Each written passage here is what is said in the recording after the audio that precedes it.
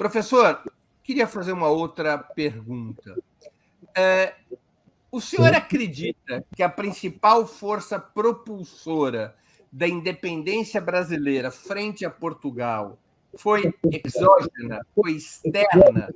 Não teve relevância fundamental o movimento de setores das classes proprietárias internas para obter emancipação nacional? Essa pergunta era necessária, porque senão poderia parecer que eu estava alinhado a vários historiadores, alguns que dizem que a independência do Brasil foi um presente de Portugal. Né? Então, me permita dizer o seguinte: a independência do Brasil não se resume a um ato singular. O ato singular é a independência. A independência é um processo, tem que ser entendida num contexto de pelo menos uma trintena de anos, partindo aí de 1800 a 1831. 1800 porque aí começa o movimento de abertura dos portos. Você vai dizer, não é 1800, é 1808. Não. Em 1800, eu tenho um livro para provar isso, os portos já estavam abertos pelos ingleses, que estimulavam a ação do contrabando britânico aqui. Então, 1831, por causa da abdicação de Dom Pedro. Portanto, essa independência cobre 3 décadas, as 3 décadas iniciais do século XIX, e tem como marco histórico fundamental a instalação da família real lusa no Brasil e a elevação do Brasil à categoria de Reino Unido, de Portugal e Algarves, em 1815. Tá certo? Porque, veja bem, nesse momento, o Brasil vira um reino. Mas vira um reino mais poderoso que o reino que estava em Portugal, o Reino Luso, porque ele era a sede do Império. Cobre, cuja presença, não é? A presença da família real, transformou o Rio de Janeiro na capital do novo Império Americano, assumido pelo príncipe regente Dom João, mas, como vimos, planejado, fora do Brasil, no Foreign Office britânico. Mas, aí entra o mas. O que não significa afirmar que a independência da colônia foi uma dádiva, fruto de circunstâncias específicas, pontuais, da ruptura da conjuntura política internacional. A conjuntura política é importante para lançar aqui a família real, mas isso não basta para explicar a independência. Pelo contrário, seu evento, o da independência, aponta para o papel proeminente das forças sociais gestadas no bojo do longo crescimento econômico sustentado da colônia ao longo do século XVIII. Veja o que eu estou dizendo. A colônia, em termos econômicos, não está em crise. A colônia, ao longo do século, está em franco desenvolvimento.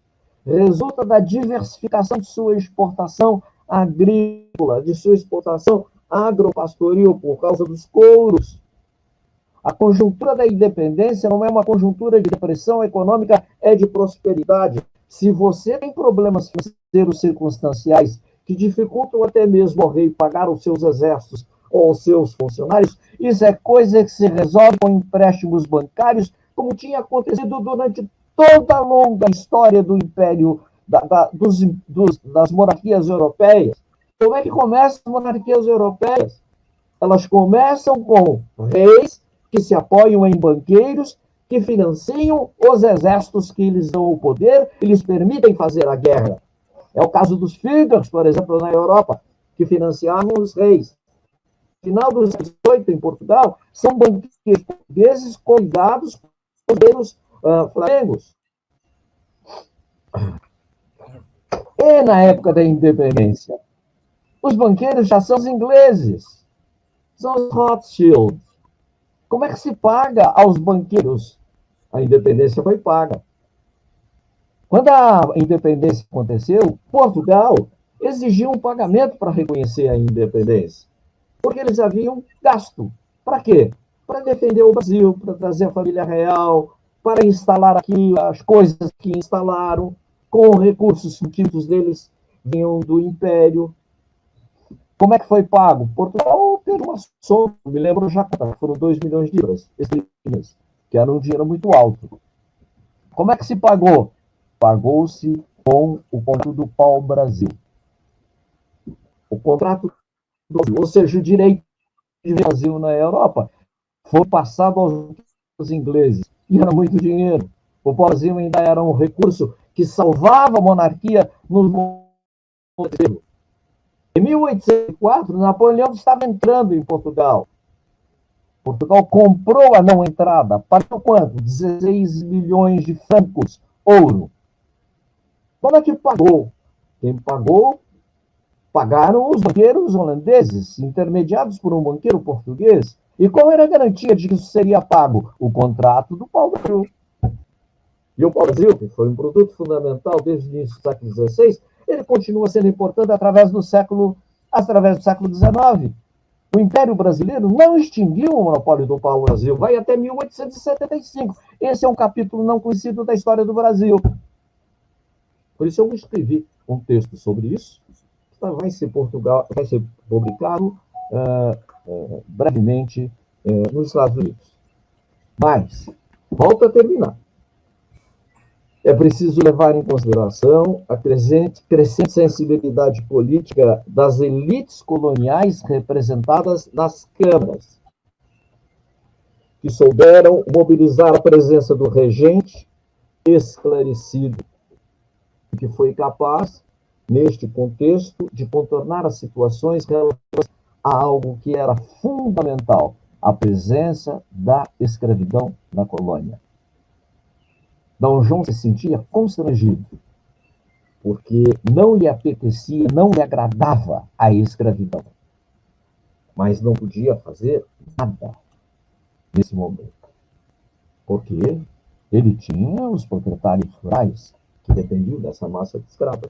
E é claro que nesse contexto, as massas urbanas, se podemos usar a expressão massas, se não é uma palavra excessiva, forte demais para o século XVIII, mas, digamos, a população livre teve uma atuação muito importante, infelizmente até aqui pouco conhecida, mas que tem esforços significativos sendo feitos nesse momento para que essas populações ditas intermediárias, ditas não integradas, essa população livre de trabalhadores livres, por exemplo, que são numerosos, de sua participação no movimento da independência. Essa é uma dívida que a historiografia ainda tem para com esses estratos, digos, baixos da sociedade, tiveram de importância no movimento da independência.